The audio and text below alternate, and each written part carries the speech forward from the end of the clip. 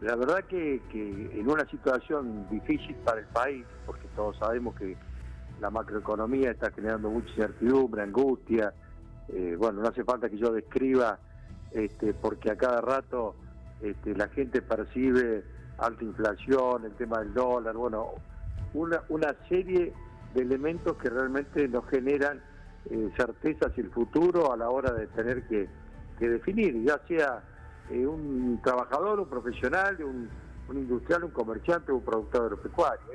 Para el caso es lo mismo, cuando hay nubarrones en el horizonte sucede este tipo de problemas. Entonces, bueno, me parece que partiendo de ese contexto de muchas dificultades, encima, si el presidente está planteando una situación que no tiene nada que ver con la realidad y de última maltratando un sector que está haciendo un esfuerzo enorme para crear los recursos que el país necesita, porque si hay un sector que durante y después de la pandemia ha puesto toda su energía, todo su compromiso para tratar de llevar adelante la generación de recursos y riqueza, es el sector agroindustrial o el sector agroalimentario. Entonces, a ese sector, en lugar de reconocerlo, protegerlo y si es posible estimularlo, se trata de maltratar.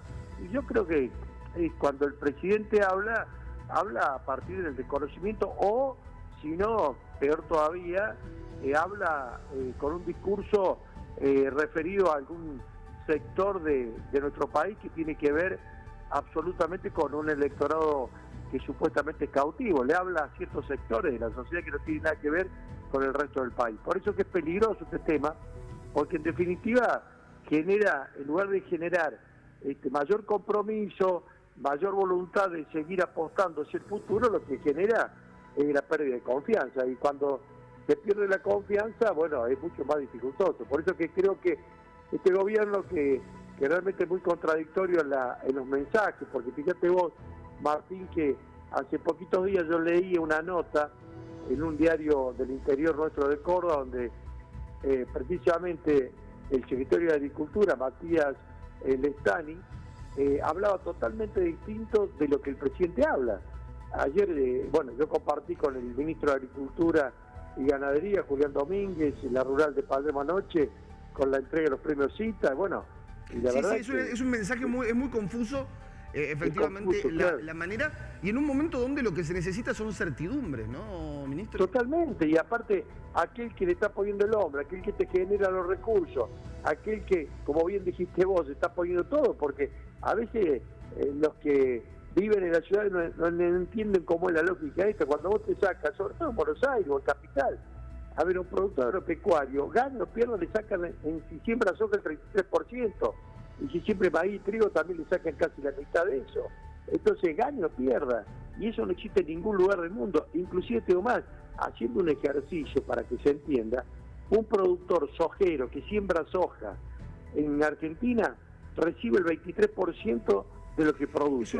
Es un número escandaloso ese, ¿no? Es un número ese mismo productor en Uruguay recibe el 90 y pico %, o en Paraguay, o en Brasil, o en Bolivia. Entonces, es increíble. Ahí está la muestra clara de cómo el productor argentino se siente perjudicado. Y encima, el sentirse perjudicado por estas dos razones, retenciones y esa brecha cambiaria que hace que reciba un dólar absolutamente distinto al que después compra los insumos, el costo del combustible, paga el personal, lo que fuere, hace que realmente el productor en esa situación tenga una situación difícil, y aparece un mensaje político muy contradictorio, muy en contra de todo eso, diciendo que el productor lo único que le interesa es especular, que se sienta arriba de los cielos bolsas para no vender.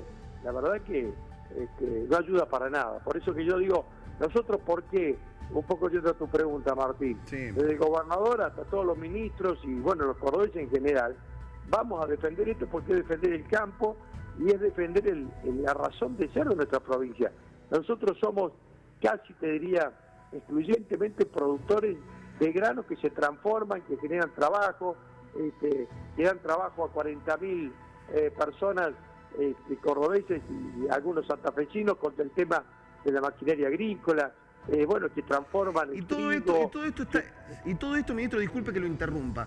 todo esto está, para completar lo que está diciendo. Sí. Por ejemplo, producción de maquinaria agrícola. Hablábamos ayer con Castelo, el ministro de Producción, se va a reclamar porque efectivamente no se puede producir porque no hay elementos. No hay para importar. Y de pronto nos encontramos efectivamente también con estas declaraciones en una provincia, y usted me sabrá corregir, donde, según el número, perdemos alrededor de 5.000 millones de dólares anual por retenciones. ¿Esto es así, ministro? Sí, por eso más o menos va cambiando en el tiempo, pero yo te diría que más o menos de acuerdo a la cantidad de producción, pero es importantísimo. Nosotros ponemos cifra a veces para que se entienda y la queremos trasladar a qué eso significa. Vos imagínate que eso se va del bolsillo de los productores nuestros, y los productores nuestros podrían comprar mucho más maquinarias, podrían capitalizarse aún más. Y cuando compran una maquinaria el productor, lo que está haciendo es comprar trabajo de Córdoba. Cuando compra una maquinaria el productor, porque el productor, para que se entienda, primero el productor cordobés no vive en Recoleta, ni vive en Uruguay, ni en Miami. El productor cordobés vive en el interior nuestro, vive en La Bulaya, en Serrano, en Nottinger, en Marcos Juan, en Leones, en La Varilla. Ahí vive el productor.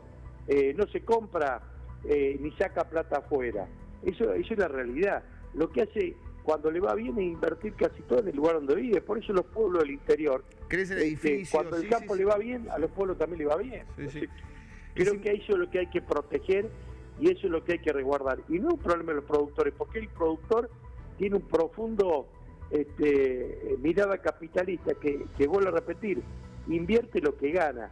Y eso hace que provincias como Córdoba, pero también Santa Fe, el interior de Buenos Aires, Entre Ríos, La Pampa, y inclusive otras provincias donde se ha extendido la frontera agropecuaria, como el caso de Santiago del Estero, Formosa, Chaco, San Luis, fíjate vos, empiecen a tener otro perfil desde el punto de vista de las posibilidades de salir a veces de la inequidad, de la injusticia y poder tener un protagonismo distinto. Por eso es que ese sector, creo que el problema es que a veces no se le entiende, porque yo tengo una visión de que siempre, por lo menos en los últimos 40 años, este país, en la mayoría de las veces lo han gobernado gente, hombres o mujeres vinculados al puerto de Buenos Aires. Y el que no fue de ahí, terminó mimetizándose con esos intereses. Entonces, es muy difícil poder interpretar lo que pasa en el interior productivo si vos desconocés eso. Y yo creo que el presidente desconoce absolutamente la realidad argentina, por lo menos del interior. Tiene una mirada de puerto y le cuesta mucho entender qué pasa cuando dice algunas declaraciones. Cuando dice hay 20.000 millones de dólares retenidos.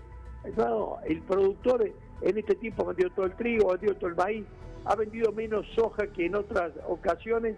¿Por qué? Porque tiene que sentarse en un capital para después tratar de vender para poder comprar los insumos, para poder seguir sembrando. Porque el productor está pensando en cómo va a sembrar ya dentro de unos meses soja y maíz. Entonces para eso después no puede vender la soja y quedarse en pesos. Entonces con la soja después puede comprar los fertilizantes, los agroquímicos, puede pagar los alquileres, puede comprar el gasoil. Porque además en el exterior se compra efectivamente en dólares y la liquidación que se le hace al productor agrícola es en pesos. Con lo cual esa brecha... Es la realidad. Entonces vos imagínate con los pesos, ¿qué hace el productor en una economía inflacionaria donde nadie quiere quedarse en pesos? Prefiere tener una moneda de cambio que puede ser su mismo producto. Ahora eso está mal. ¿Por qué un profesional, un trabajador, un comerciante, un industrial, a lo mejor lo puede hacer y no lo puede hacer un productor agropecuario? ¿Cuál es la diferencia? Porque en la economía familiar también cada uno trata de armarla a partir de defender cada uno los ingresos, porque si vos te quedas con pesos, sabés que esos pesos desaparecen. ¿Qué hace hoy la familia?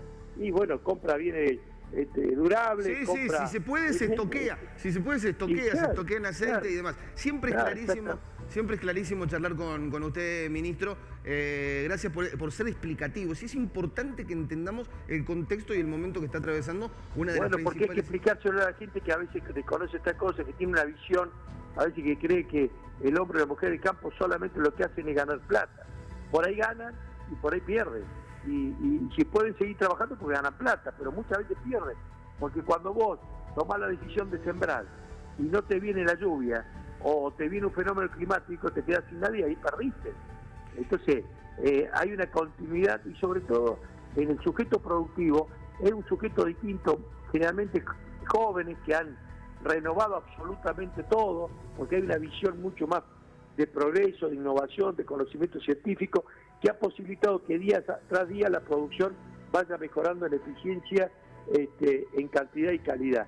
Y eso es lo que permite que nosotros hoy podamos tener la cantidad de granos que tendríamos, y podríamos tener mucho más. En lugar de producir 140, 150 millones de toneladas, podríamos producir 200 millones de toneladas.